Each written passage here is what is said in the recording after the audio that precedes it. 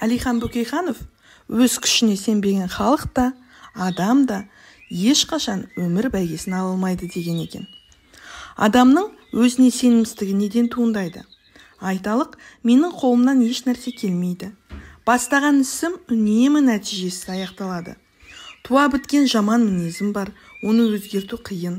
Тағы да басқа үмітсіз ойлар сананы торлап алған кезде, адам баласы өзіне деген сенімін жоғалтады да, айналасындағы жетістікке жеткен жандарға бөлек қабілет, қайталанбас талант иесі, немесе сәттілік әрдайым жанында жүретін бақ қонған ерекше тұлға ретінде қарай бастайды. Мұндай күйдегі адамның қол-аяғы жіпсіз байланып, ынжық, бейшара халге түседі.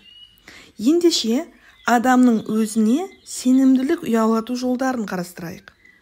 Әр адам Алланың әспеттеп жаратқан туындысы һәм ардақты қолтаңбасы.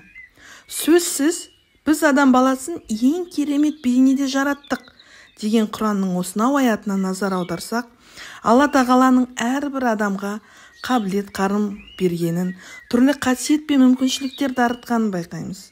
Сондықтан әр пенде өзінің мына әлемде маңызды жаратылыс екенін терең түсінуі тиіс. Сонда ғана адам өзіне күмәнмен қарауды доғарып, бойындағы қуаты мен ішкі ресурстарын сарқып пайдалануына жол ашылады.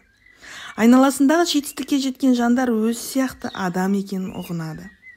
Абай хакім ондай болмақ қайда деп, айтпағын сүйсеңіз деп, кер тартпай кесел ойды тастап, өзіне сенуге, бойдағы Алла берген қабілет, қуатты пайдалануға шақырған. Қазақтың адамның жасаған адам жасай алады дегені текке айтылмаған екен. Адам баласы дүниеге келгенде бір-біріне ұқсас һәм бірдей туылады. Мектеп қабырғасында да солай. Қабілет қарымы бір-бірінен анау айтқандай алшақ кетпейді. Бірақ уақыт өте келе аралары алшақтайды. Бірі оқыған-тоқыған ғалым, бірі жетістікке жеткен кәсіпкер болса, енді бірі қарапайым жұмысшы күйінде қала береді. Неліктен? Демек, уақыт желімен пайда болған арадағы алшақтық Алла дарытқан ішкі сыртқы ресурстардың дамуы нәтижесінде пайда болып отыр. Әйтпесе, жетістікке жеткен жандар аспаннан салбырап түсе салған жоқ. Рас, кейбір адамның қайсы бір қырлары ерекше талант, өзгеше дарынды болуы мүмкін. Бірақ сенің де өзің әлі қолдана алмаған ішкі ресурстарың, мән бермей жүрген қабілет қарымдарыңның бар екенін ұмытпа.